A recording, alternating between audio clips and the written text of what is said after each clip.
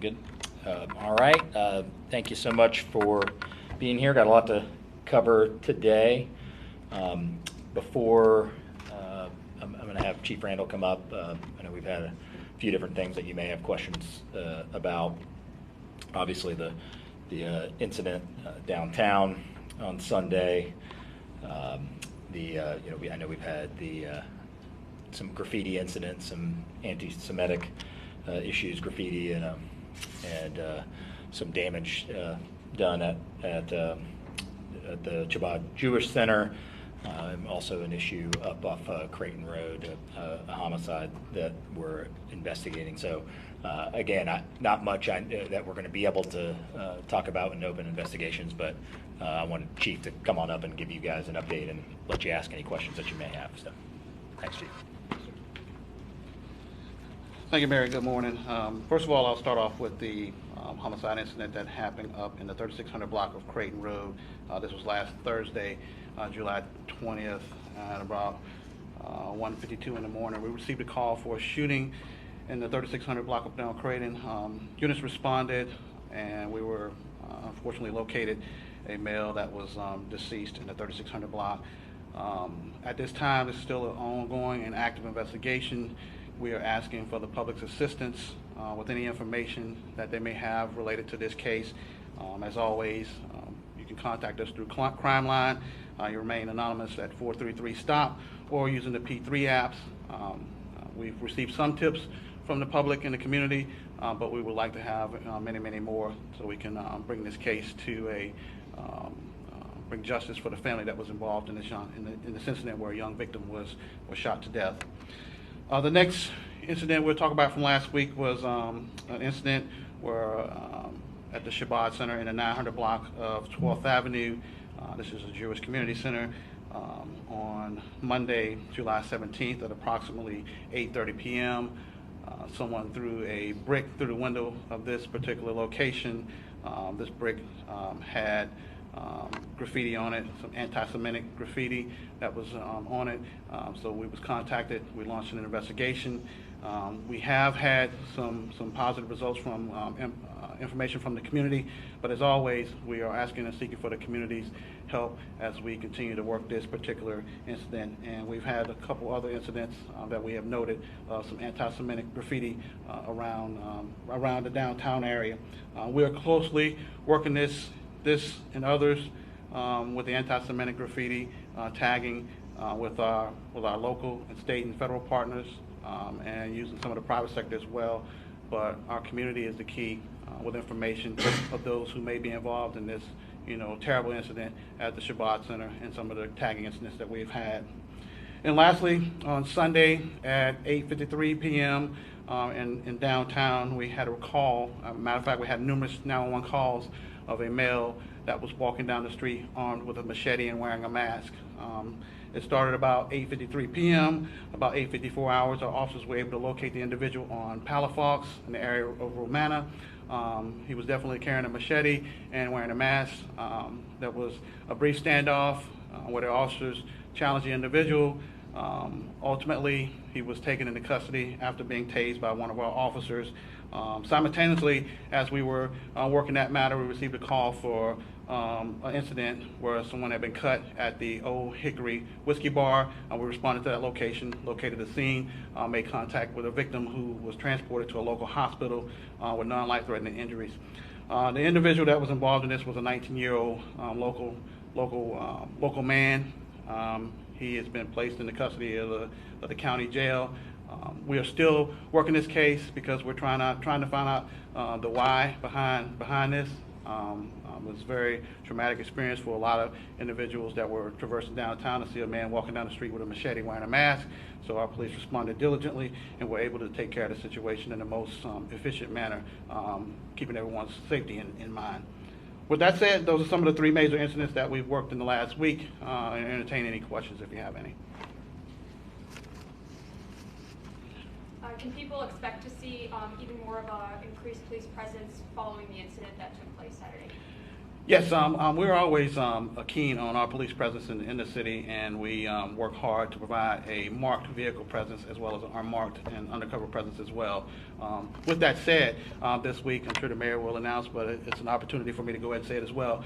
We are in a position where this week we're starting our second night officer for the CRA district. So I know we've been working really hard to get those 2 officers deployed to our CRA for the nighttime, and this week we are able to do that.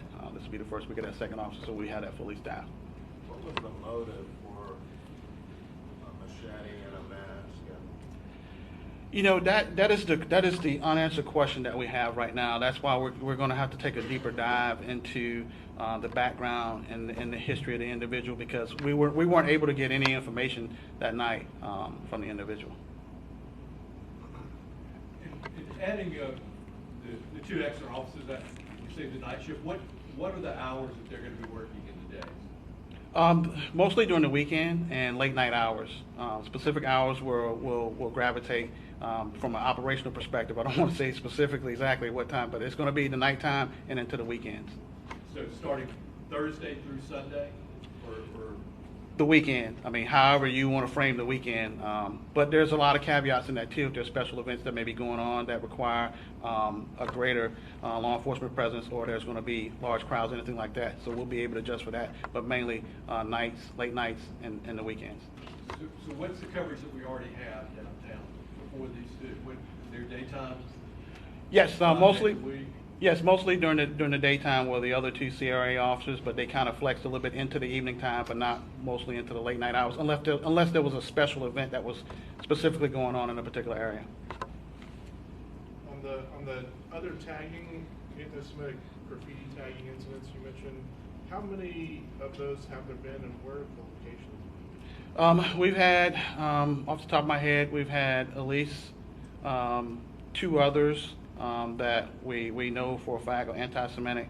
One was the old train station, and one was I want to believe it was 8th and Cervantes, where was some graffiti that was some tagging that was done there. Was that recently, or? Yes, that's been in the recent weeks. Yes.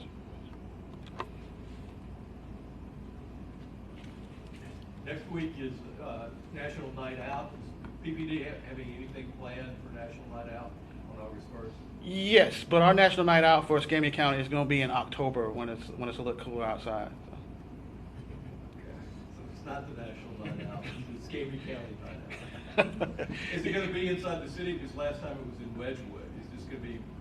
Yes, this year, we kind of rotate each year. Last year it was in Wedgwood. This year it will be inside the city. I believe the location this year is going to be at Legion Field. But there'll be more to come on that. And the committee voted to move it to October because of the extreme heat that's outside, and to be more compassionate too, so we can get more people involved. Well, a follow-up question, just in Operation Brownsville, highly successful Operation Brownsville, you've mentioned that y'all actually did some door-to-door work in that area that was designated for. Could you talk just a little bit about it, what were you trying to do, and some of your interactions?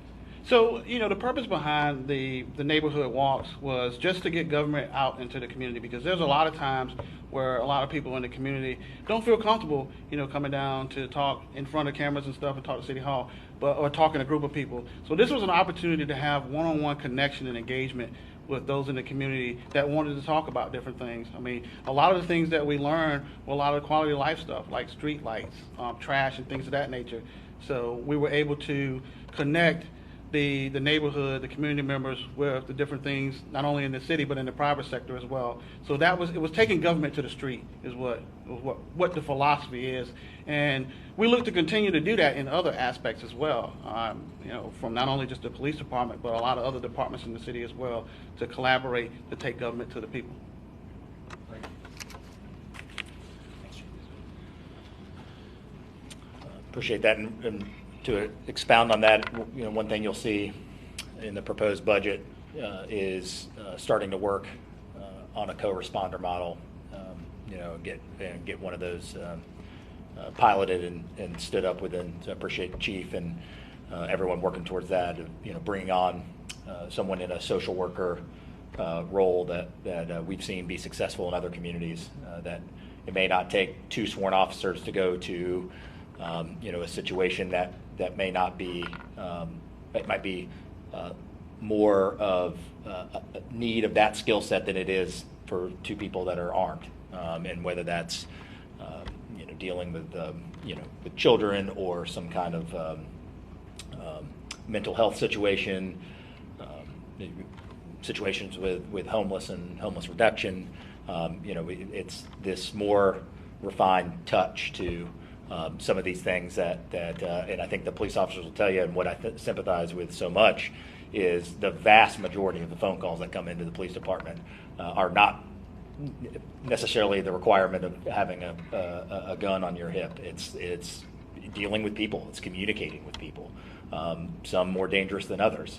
So we put a lot on the police department and on police officers to not only keep us safe in the case of what we're talking about on Sunday night, which is very obvious, but also in again, how we interact and communicate is a lot of what they do. So, there's a lot in the job description of a police officer, and it's not always what you see on TV or the things you hear about in the news. It's a lot of communication. So how we can better serve the city and whatever skill sets that we need to get on board that help us have positive outcomes is something that we're going to do. So you'll see that, come up with the budget. And again, I appreciate the Chief Randall and his team working on that.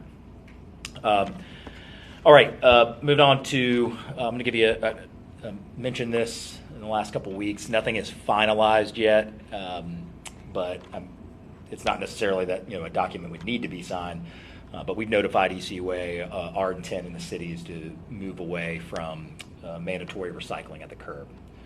We've had several meetings internally over a few months to really ultimately kind of run actuarials on it. Like, is it effective? Is this something that's good for our community? Certainly was well intended with what is put in place, but the reality is, as Bruce Woody or ECUA will tell you, about 50% of what goes into a recycling can in the city of Pensacola is contaminated. It's not recyclable at all. And what ourselves and other communities are learning around the country is that when it's mandatory recycling, some people care very much about recycling, and that's much appreciated. Some don't, and when you have a second can, it becomes the second garbage can, and then that takes away the value and the effectiveness of the program altogether. So what we're doing here is it's not the goal to just move away in perpetuity from the ability to recycle. We will continue to have conversations with ECUA about a more efficient approach to recycling, whether that be manned assisted drop-off facilities.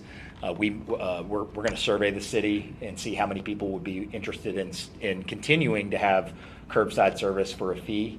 And so we're going to see what kind of interest, gauge what kind of interest there is, and perhaps we would partner with ECUA to make those pickups. But I would say on the plus side, and we spent a lot of time in these 9 months and beyond trying to set the value of living in the city. And so what we're going to do at the city side as we move away from the mandatory recycling is we're going to up service, garbage pickup service to twice a week. It's something that we had many years ago. And again, anybody that has 2 or 3 kids or a large family run around knows that the value in being able to have either a Monday, Thursday, or Tuesday, Friday pickup, and that will be at no additional cost to the at this point of what's already in place.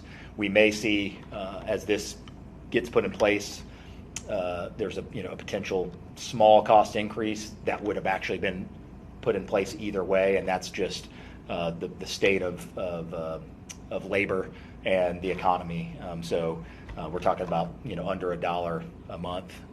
We're still refining what that number might be. But if the question is, will going to twice a week raise your rate? It won't raise your rate. If there is going to be any raise, it was going to happen regardless of whether we were to continue to recycle or we were to go to twice a week. But this change will be at net zero, cost in and of itself to the citizen, to the ratepayer. So we're really looking forward to that. I think again, it sets another value of living in the city of Pensacola. And we'll get our feet under us both with ECUA and with potential private partnership on recycling. And we'll attempt to come up with something that actually brings recycling value to our community. And whether that's certain items that actually can be recycled now that have enough value, many things that you recycle that you put in the correct can, if they don't bring enough value to the recycling industry, they end up in the landfill anyway. So that's why I'm saying it's time to get our feet under us and really understand where we're going in recycling, as well as to provide increased, improved service to our citizens. So happy to take your questions on that in a minute. Pensacola International Airport, really excited they won the Commercial Service Airport Project of the Year from FDOT for Project Titan Element 1, the second hangar at the airport. So, and especially proud because it beat out significantly, huge, significant projects at much larger airports throughout the state of Florida to be able to win this award. So, and it was again completed in October of 2022. You may have been at the event, the 173,000 square foot MRO facility, and it's the second of the 4 hangars planned. That was the one that won the award. So big congratulations to the airport and the whole team there for winning a very competitive award where certainly we punched above our weight class. So congrats. Town Hall tomorrow with Councilwoman Breyer, District 1. That'll be at the Vickery Center at 6:30 p.m. So tomorrow at 6:30. And the last thing before I'll take your questions is the neighborhood cleanup is this Saturday, again, in the Eastgate, Parker Circle, Broadview Farms areas. If you are in District 2, Councilman Bayer's district, that would be, make sure you check the map and check your mailbox for you should have gotten some information from us, but you can of course go to City of Pensacola or City of Pensacola Facebook page if you want to see if your neighborhood is part of that, but make sure you do that before this Saturday for that next mayor's neighborhood cleanup. So with that, that's all I've got, and I'm happy to take your questions. Yeah, on the recycling issue, and you kind of touched on this, but like you said, you're trying to make the case for the value of being in the city. What is your response to somebody who sees the potential of losing curbside recycling, seeing that as a loss of value for the city? Sure, and look, I think if we go house to house, there's going to be a wide variance of opinions on that it does create value. But what I would say, and I believe the term is wish cycling, which is where you put things into the recycling can that you hope could be recycled and they aren't. And so all I can go on is the data, which is what I know is half the things that go in the 21,000 cans in the city of Pensacola cannot are trash. They can't even be recycled. You dissipate that even further by things that actually bring value to recycling. So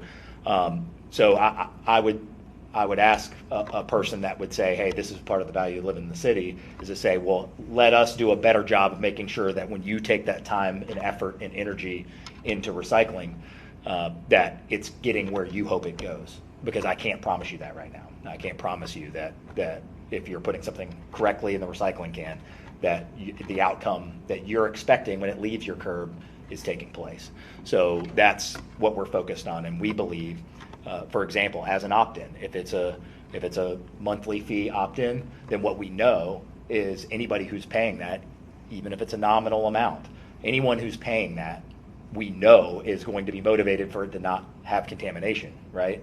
So I think you look even in the case of ECUA, I believe in the county, presently it's opt-in, but it's opt-in free of charge. So it becomes also same scenario.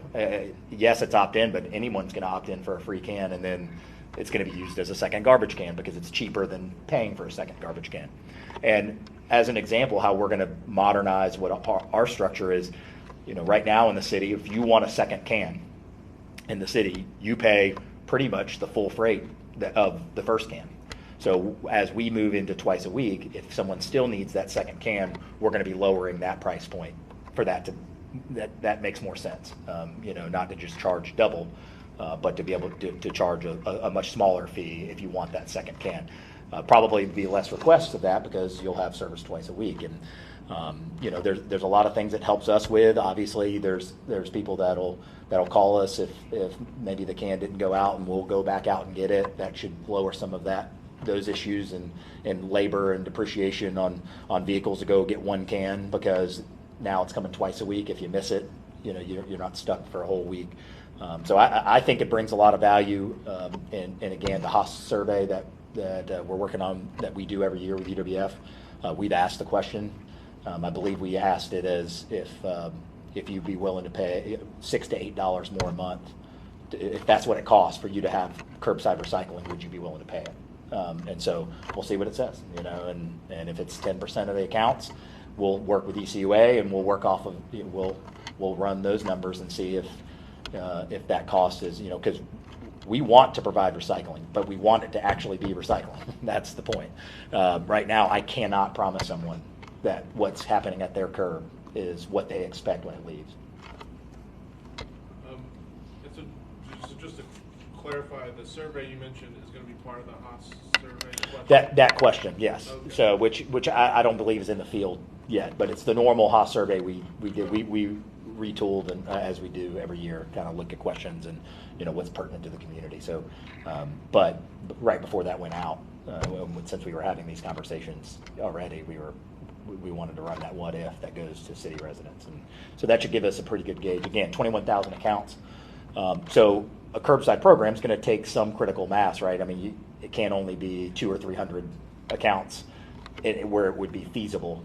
But I could see a scenario where, and we'll again work with our partners at ECUA, I could see a scenario where if, let's say, 10% of those accounts wanted to do it, we would say, all right, well, 10% of the accounts times, you know, this amount that they'd be willing to pay, is that enough for ECUA to come in and handle its you know, come in as ultimately a third loop within the city and pick up those cans. And so we would run that scenario with them based on the feedback we get from the survey. And that, if you can get the contamination rates down, as ECUA said, they might be willing to lower their price for contamination. Has there been any discussion? Well, here's what I'd tell you. Right now we're paying $35 a ton. Of course, we've been notified. I've seen anywhere from $60 to $75 a ton is what. So starting October 1st, if we continue status quo, just the cost of us dropping off that recycling will double. So that's a rate increase. If we stay the same, that's a rate increase right there, right, for us to be able to cover that cost. So moving forward, in addition to that, there's a fine of you know, when it's too contaminated, there's a $250 fine. So if we ran all these numbers. If you take a $60 a ton fee and then you add the $250 fee on that drop, now we're at over $80 a ton, and it's $45 to the landfill, and it's, as of right now, it's $35 to the MRF. So we were already having these discussions, and certainly, and we understand ECUA's got an operation to run, and they're limited because all ECUA can do is they can pass on rate increases to their customers. They don't have the ability other than, so I certainly don't blame ECUA. That it's their operation. They've got to do what's best, they believe is best for their operation. So I appreciate them working with us and being very upfront and transparent about this change that's coming, and we've tried to be the same way, and again, notify them that we were looking into this. And but I think all of this coming to a head at the same time, double the fees to be able to drop off the same amount. And frankly, I just don't think in a free mandatory recycling format that we'll ever see that. I believe it's 25% would be the cutoff of contamination to be able to get the $250 fee waived. Too much of a hill to climb because it's a free can that we don't even know how many of the 21,000 people want to recycle at all. It's just out there ultimately, and what we're seeing in fact and in data is that it's being used as a second garbage can in the city. And so let's find a better way to help our environment, to help our community, and we don't want to eliminate the ability for someone to be able to have it at the curb. It just might come as an added expense for the added convenience. I get questions about the drop-off facilities. We do have some in the city. or the one I think off the top of my head is Summit Boulevard. But as you can imagine, we have the same issue there right now. We do have cameras, we do have all that, but when it's an unmanned facility, we get all sorts of items coming in there that aren't recyclable. And so that isn't a viable solution really either. These unmanned containers isn't going to work. It's going to be the same thing as the garbage can at the curb. So does that mean the summer location is going to go away? There's no plans of that at the moment. Again, we do have cameras up there. We try to have some accountability to what's dropped off. I really just point that out as the greater point that the long-term recycling alternative is probably not going to be unmanned drop-off facilities. Just because I think we're going to find ourselves in the same situation that we're in right now, and I don't know off the top of my head, but if it was less than 50% contaminated at those drop-off facilities, I'd be surprised. It may, and perhaps, and I know in some scenarios it's more. So. Question not so messy as that. Yeah. But the city's going out with a contract to hire a parking consultant. Can you tell us a little bit about that? Yeah. Are you not happy with the parking, or do you just want more brain power, or yeah? What's the idea here? Yeah, I think we're looking at I've discussed this a little bit in general. We're looking at ways to have a better parking experience downtown, and we know what we have in front of us, which is we have our own app and our own parking spaces that ultimately this is a business that a user fee expects a return on their money. You pay to park, what do you get in return? So it's someone to come in and certainly self-examine, how the city operation is run with fresh eyes and expert perspective, and run a lot of what-if scenarios. I mean, are there scenarios where public and private lots could meet at some point, in not so much in rate, but so we're going to look at all options. What I know, as we've talked about many times, is we've got to do better than what we have right now, and I mean as a community, that what we know is when someone has a poor parking experience, whether it's in a blue space or in a red space that we have no control over, doesn't matter. No one goes back home and says, well, let me tell you about this, but let me preface by saying that this happened in a private lot. What they're saying is my car got booted, and I'm not sure if I would go back there. I know that private lot owners certainly must be aware of that erodes the downtown experience, and that we're all accountable to that, even if private lot owners certainly at this point are not.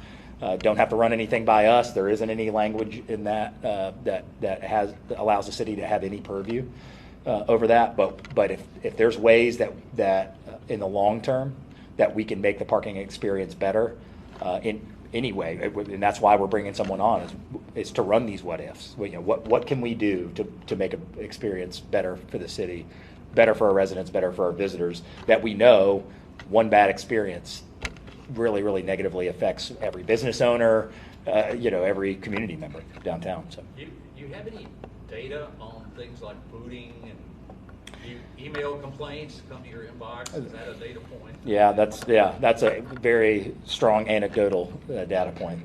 I get a lot of emails about parking, but look, data that I've seen from the private lots is not so much. You'd be surprised by the lack of volume because, but it's one of those things. It's when you hear about it, it's memorable, right? When someone couldn't get into their car or it got. So it's not so much that there's a large volume of booting happening. It's just that it impacts people when they don't understand. And what we see a lot is someone paid on the Pensacola app and didn't realize they were in the other, and there's some of that confusion. And I know there are some private lot owners who've already taken the initiative to draw the line at booting, and you have to understand the private lot operators, that is their only ability to be able to enforce, and that's why booting exists. So whereas a city space, you don't pay your ticket, it goes on your license plate. At some point you're going to have to address it. The private lot owners don't have, the private lot operators don't have the enforcement ability that we do. So their only way to do that is to put a boot on their car. And again, I think in the long term, that's not an acceptable solution for our community. We've got to figure out a better way to do this. So that's why we're bringing someone on to try to figure out how do we make the business and the return on investment of parking as a whole, both the spaces the city controls and potentially the spaces that they don't. What can we do to make this better? Because we've got to go up from here. So we'll see what we can learn and figure out. Do you follow up to that? Do you think it's possible to improve the experience on private lots without some type of regulation or rules for private lot owners? Yeah, I mean, remains to be seen. We'll see what. Look, I mean, anything with we can have conversations about some of the pain points that we have. They have contracts with private operators. I probably couldn't speculate on what they'd be willing to do or not do at this point, but I think that's what we're exploring. Is as I say, and I've mentioned to several private lot owners, the city's in the worst case scenario, which is we have something that's eroding our community of which we have no control. And even then, there's no revenue stream either. I mean, so the city gains no revenue from a private lot. We have no say over what happens in it, and booting that takes place. And to John's question, the vast majority of emails that I get, I mean, maybe 9 out of 10, it's something to do with booting or in a private lot. That they don't know, understandably, the difference between what's city parking and where do we lose our ability to control it. So as you can imagine, personally, it's frustrating. It's frustrating to have to, have people and they're upset or their daughter got their car booted and all those things, and you certainly sympathize with that. And it's kind of hard as the mayor to say, well, sorry, nothing I can do about it. That's not what I want to say. That might be true, but it goes to the greater point of that we have to improve the experience, right? I mean, I don't want to keep sending emails that say that's not my problem, and so we're going to explore everything that we can to make it work.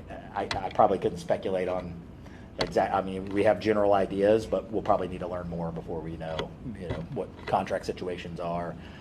There's 30 plus private lot owners we know out there that are charging for parking with one app or another. So we got a lot of work to do. Mayor, follow-up is, do you have some contractor in mind, some consultant in mind, or yeah, we're just going to wait and see how this? Yeah, we do. I mean, I wouldn't want to speak to that yet. Nothing's finalized yet. But we're looking for someone with significant experience within not only within the parking industry that'll be a great help to us and Lisa and Amy and myself to learn a lot, but also someone who would have local experience. I mean, as much as possible, not just working on parking in New York or Washington D.C., but also as much industry knowledge as we can bring here. So no, I would say at this point we've had some conversations, but nothing's final yet. So, but more to come. When we have something more concrete, we'll let you know. Back to the airport design contract. Yes. Can you give me a quick design for dummies sort of answer to? Well, that's good. That's how what the I'll five need to. gates came about, and also the financing strategy. You have talked almost exclusively about obtaining grants for the $70 million ultimate build out. The airport currently has debt service now from the last rebuild expansion, but you never talk about bond debt being in the mix for whatever comes out of this design contract. So what is your thinking and sort of the strategy, if there is one at this point? So what I'll do, Ken's here. If he can probably, if you'd like, Ken could answer the technical aspects of how we got to the 5 gates. I don't want to speak to that, but look. Our philosophy is we have to be as urgent as possible. We have what everybody wants, which is the pent-up demand, right? So, this is not uncommon that there's going to be some mix of our own investment as well as state and federal dollars. I'm no expert in this either. So airport design for dummies is good is where I'm at too. But what I tell you is, I would imagine it's rare to see projects that would be fully funded from outside, federal, something of this scale, that there's not going to be some skin in the game for the operator. And that's, I haven't studied that. I know at least enough about grants around the city to know that generally, they're going to want to see some investment, on our side. But I know we sent some of the answers to some of the more technical questions. But if there's, how we got to 5 gates, I would let Matt or Ken kind of speak to that. I wouldn't want to, whether there was 5 or 6 or how we've gotten to that. I would presume it's, there's a certain amount of space that's at the airport, and there's a certain budget or certain size of demand. The 2018 master plan looks like you've kind of blown past all the projections that were in there for growth and all of that. Right. And at the time, this is one of the questions I sent to Casey. One of the time was your debt service per passenger, based upon that $40 million debt service for the last build, is one of the lowest in the area. Yeah. So it appears, unless something has changed, there's a lot of room for growth to Yep. add more debt service to it. Well, But I guess it's a management decision. and look, and as I said, I defer to Matt and Ken on the technical aspects of it. I can just give you the philosophical one, which is what you want is a scenario where you have 1 million more people going through 11 gates. So this is a much less fun conversation if we don't have the demand, or our throughput is lower than what we're seeing right now. So generally, yeah, come on, Ken, if you want to answer these. But generally speaking, anytime you're operating a business, you're operating a function as large as the airport, when you have the demand, the goal, if you're running efficiently now, you should be able to increase that demand, and you'll be running efficiently in the future, despite the fact that you'd be able to cover on the bond, on the debt side. But anyway, I'll have Ken answer any technical questions you may have, John. Hey, good morning. So with respect to the size of our expansion, the number of people that we're putting through that facility now is about 1 million more than when the previous expansion was done. So as you noted in the master plan, which was created, the forecast of demand was created in 2016 based on 2015 numbers. And that's 2017, 2018 is really when our growth started exploding. So after the master plan was done, when it was clear that our growth was really starting to accelerate, we undertook a number of design charrettes where we looked at what the ultimate configuration of the terminal area might look like, given the footprint, the amount of space that we have within that quadrant of the airport. So we can go ultimately to about 22 to 23 gates in an ultimate build-out configuration versus the 10 that we have now. So this 5-gate expansion is really what it does is it gets us, we expect, probably about 15 years, 20 years into the future. But it allows us to take the next step in building what we consider to be the ultimate development of the terminal area. So to pay for that, the bond indebtedness at the airport right now as an enterprise, would you characterize it as conservative, middle of the road, or aggressive as it sits right now? So and I have Laura Miller is here as well. She's is in charge of our finance. But from a conceptual standpoint, debt is only, and the bonds and any other debt we might have is only one component of the funding. The statistic that we look at internally is called cost per in-plane passenger, not debt per in-plane passenger, but cost per in-plane passenger. This is the number that the airlines use to determine our competitiveness versus the competitiveness of airports, of other airports. Currently, our cost per in-plane passenger is very low compared to Mobile, compared to Panama City, VPS is a little different because it's on a military base, so their numbers are a little different. And so as we look at incurring additional debt expense, the ceiling that we put on our debt is what the highest number that in cost per plane passenger that we think the airlines will accept for this market. And so we back into all of our numbers based on that. Thank you, Ken. It gets very technical. If you want to get additional detail from Laura, we can certainly do that. But That's perfect. Okay. Right at all right, thank you. Ken. See, that's why Ken's here. Get you all the technical answers you need. So, but yeah, certainly Ken or Laura will be here for a minute after if you need anything else on that. Anything else? Gave you guys enough for today, you sure? All right, thanks, appreciate it.